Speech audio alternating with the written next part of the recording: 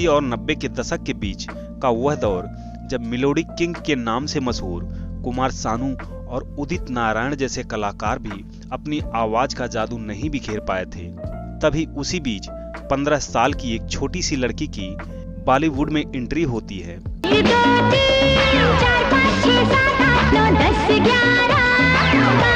कैसे एक छोटी सी लड़की ने संगीत की दुनिया में कदम रखते ही तोड़ दिया मंगेशकर बहनों का वह जादू जिससे लोग निकल ही नहीं पा रहे थे।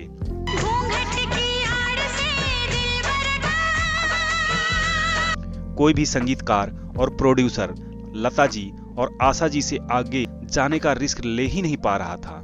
80 के दौर में लता जी और आशा जी का जादू अपने चरम पर था।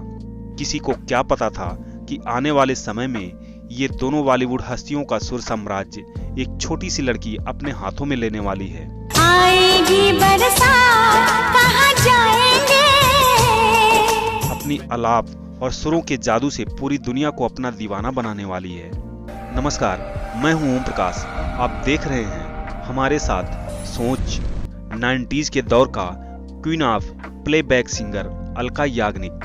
बॉलीवुड में काम करने वाले बहुत सारे लोग अपने काम के जरिए फेमस हो जाते हैं, लेकिन कुछ लोग ऐसे भी हैं जो अपने टैलेंट के जरिए अपना नाम इतिहास में दर्ज करवा देते हैं। उनमें से एक नाम अलका याग्निक जी का भी है। बहुत प्यार करती हैं तुमको सनम। सुरों की मलिका अलका याग्निक 3 दशकों तक फिल्म इंडस्ट्री पर अपनी आवाज के दम पर राज किया है।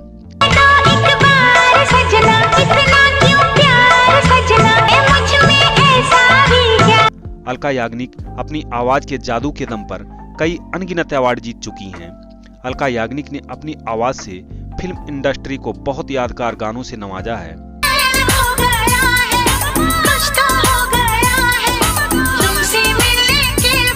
आज हम बात कर रहे हैं 90 के दशक के गुजरे एक ऐसे गायिका की जिसने अपनी आवाज की जादू से पूरी दुनिया को अपना दीवाना बना दिया।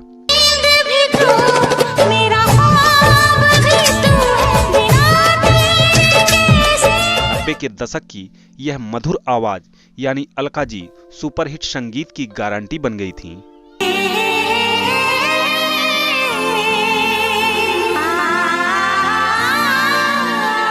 अलका जी से गाना गवाने के लिए फिल्म की हीरोइनें अपने डायरेक्टरों और प्रोड्यूसरों से गुजारिश करती थीं। सच कहते हैं हम, कसम से कसम। आगे चलकर 90 के दशक में सभी सुपरहिट अभिनेत्रियों की आवाज बनी। I think you're going to rock and you're the best singer we have today in the Hindi film industry.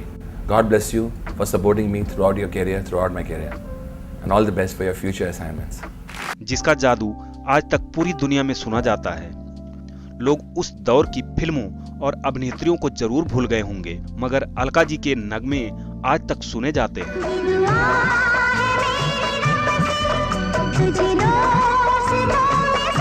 आगे हम आपको बताएंगे कि कैसे उन्होंने एक लड़के को अपने स्टूडियो से भगा दिया था और वही लड़का आगे चलकर फिल्म इंडस्ट्री का बहुत बड़ा सुपरस्टार बना।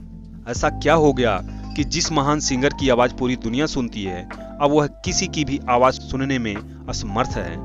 ऐसा क्या हो गया कि इतनी मशहूर गायिका को अब काम मिलना बंद हो गया। अलका याग्निक जी का जन्म 20 मार्च 1966 में कोलकाता के एक गुजराती फैमिली में हुआ था। इनकी मां सुभा जो कि एक क्लासिकल सिंगर थी। अलका जी ने संगीत की शिक्षा कहीं बाहर से नहीं बल्कि अपनी मां से ही सीखा। 2 साल की उम्र से वह रेडियो पर गाना सुनती रहती थी और रेडियो पर चल रहे उसी हिंदी फिल्मी गानों को उसी के साथ में दोहराती रहती थी। उनकी यह लगन और संगीत में रुचि देखकर उनकी मां ने उन्हें क्लासिकल संगीत सिखाया। करीब 6 साल की उम्र में अलका जी को कोलकाता के आकाशवाणी में गाना गाने का मौका मिला। वहां पर अलका जी भजन गाया करती थी।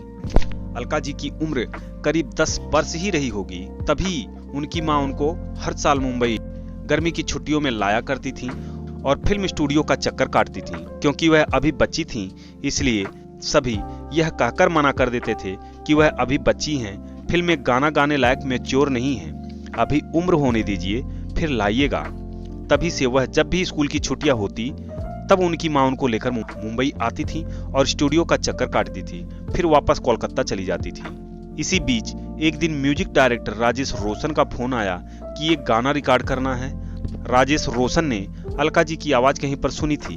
फिल्म का नाम था हमारी बहू अलका, बासु चटर्जी की फिल्म थी और संगीत राजेश रोशन जी का था, जिसमें इन्होंने अमित कुमार जी के साथ गाना गाया।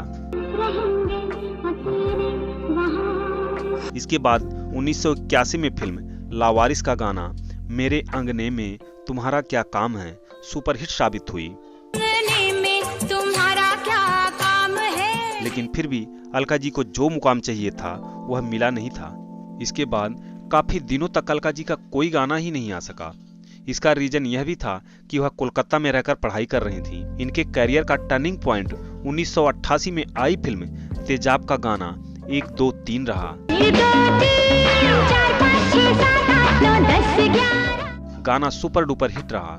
उस गाने से अलका जी ने पूरी इंडस्ट्री में अपनी आवाज का डंका बजा दिया। वह अब किसी पहचान की मोहताज नहीं थी। बताते हैं जो लोकप्रियता उस आइटम सॉन्ग को मिली थी वह अभी तक किसी आइटम सॉन्ग को नहीं मिली है। इस गाने के लिए अलका जी को बेस्ट प्लेबैक सिंगर के लिए पहला फिल्म फेयर अवार्ड भी मिला। इसके बाद अलका याग्निक ने 1988 में आई फिल्म कयामत से कयामत तक में 2 गाने गाए